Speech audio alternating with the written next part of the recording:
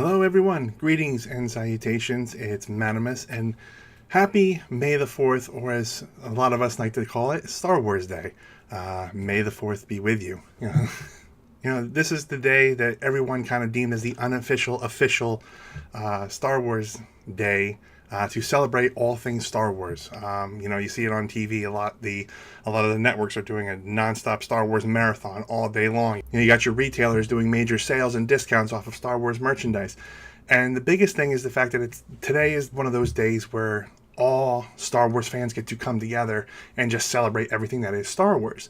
And I don't know if you guys have noticed, but I am a humongous Star Wars fan. Maybe not as big as there's some people out there, but I like to think I'm extremely passionate about the franchise as a whole.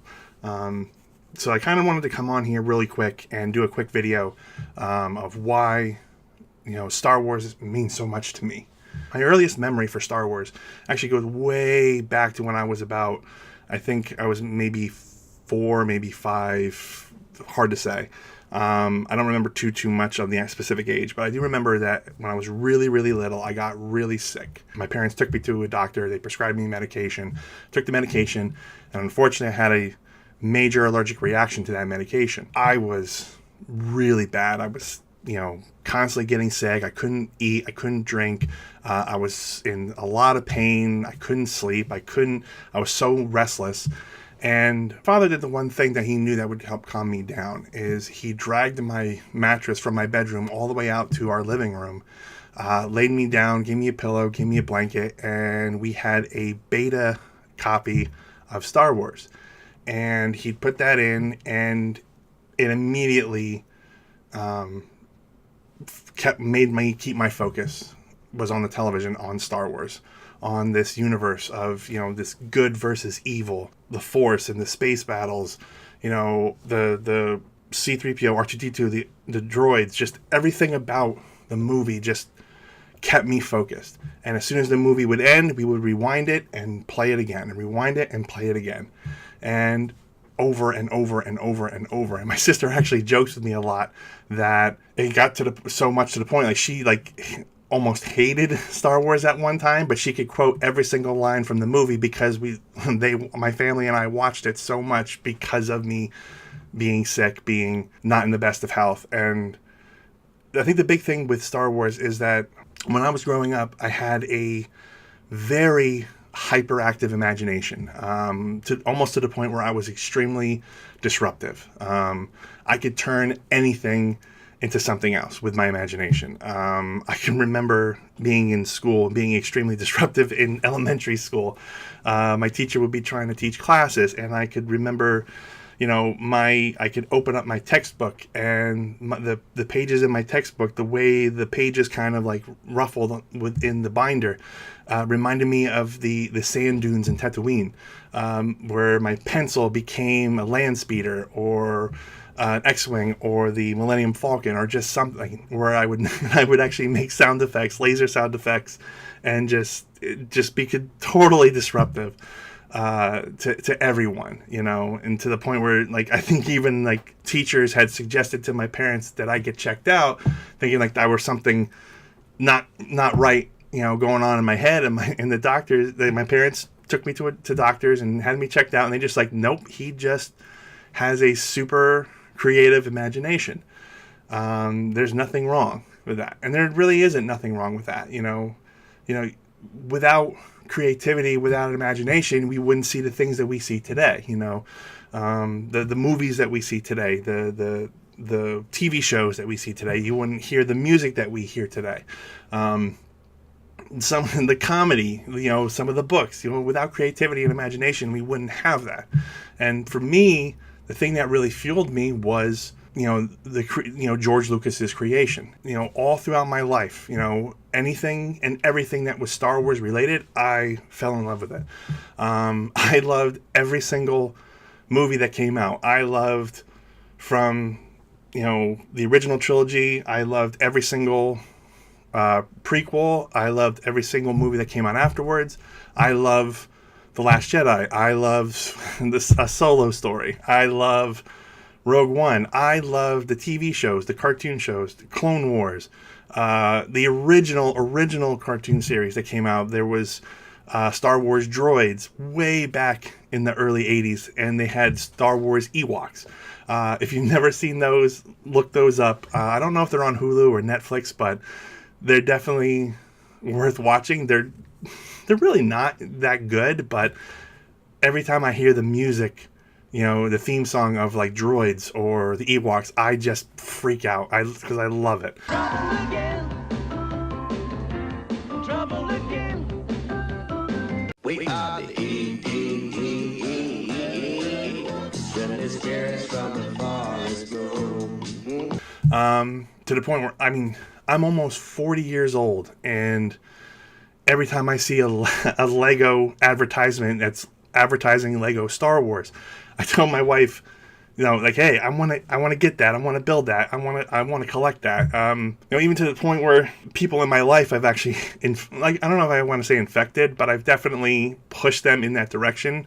I know growing up, I had my niece. I've definitely done everything I could to corrupt her, to make her a humongous Star Wars fan. My wife knew of Star Wars, but really didn't know much about it. And now, like anything Star Wars, she points it out to me. Like, she has this love for the droids, like, heck, BB-8 right over there, that's hers, that's so it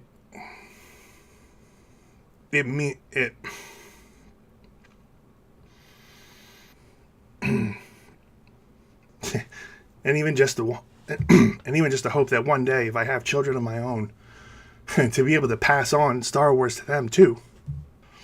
And then with digital media, it became so much easier to escape into the Star Wars universe with video games, like, video games on the PC, video games on, PlayStation, Xbox, between, Battlefront and the Old Republic and so many other different variations of the Star Wars universe, or in Star Wars video games, and all the other consoles, where, like, if anything going on negatively in my life, I could dive into a movie, I could dive into a video game, I could dive into a book, and I'd be good.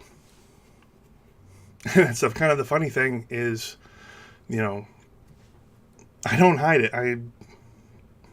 I grew up a very big guy.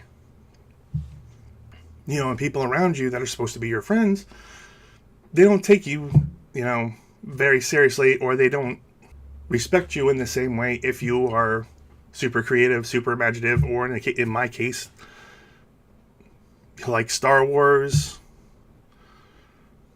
And they could be kind of cruel. So to be able to have that venue that I could just come home and escape to and just forget about all my troubles meant a lot. Now, unfortunately, this May the 4th has a little bit of a cloud hanging over its head, because one of our beloved characters, or at least the actor that portrayed one of our beloved characters, Peter Mayhew, unfortunately passed away. Those of you that don't know, Peter Mayhew played the iconic character of Chewbacca, the Wookiee. He played Chewbacca through the original trilogy. He played Chewbacca in Revenge of the Sith. And he even fought his way back out of his wheelchair to kind of like partner in doing Chewbacca in The Force Awakens, along with the actor that plays the current Chewbacca now, too. He owned that character. And, obviously a couple days before May 4th, because unfortunately he passed away April 30th,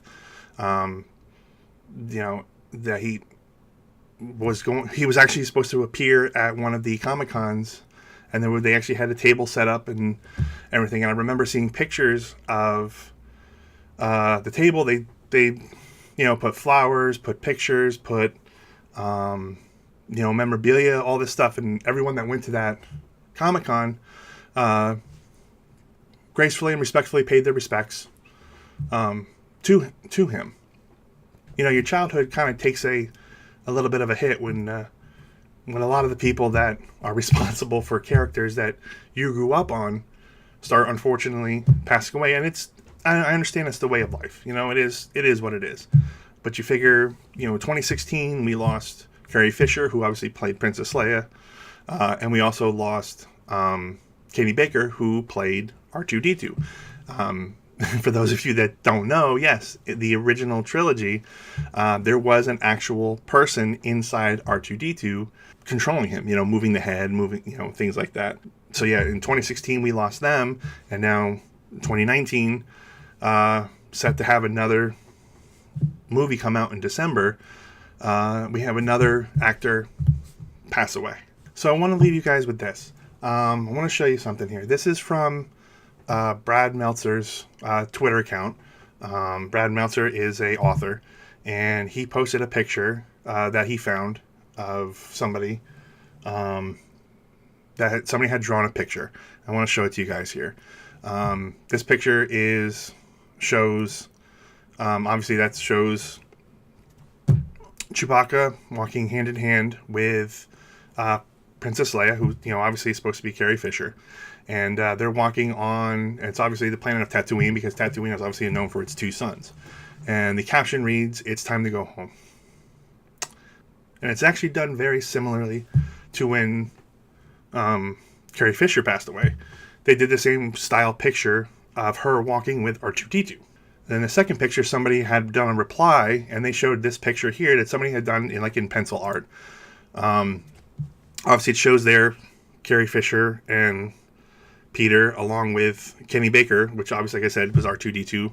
And you can see the little halo above R2's head.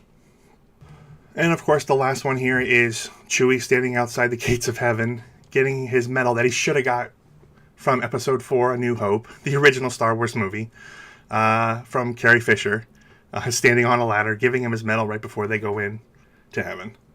So that's going to do it for me. Like I said, I just wanted to make a really quick video. Surprisingly enough, this actually took me a long time to shoot. I didn't think I would get as emotional as I did.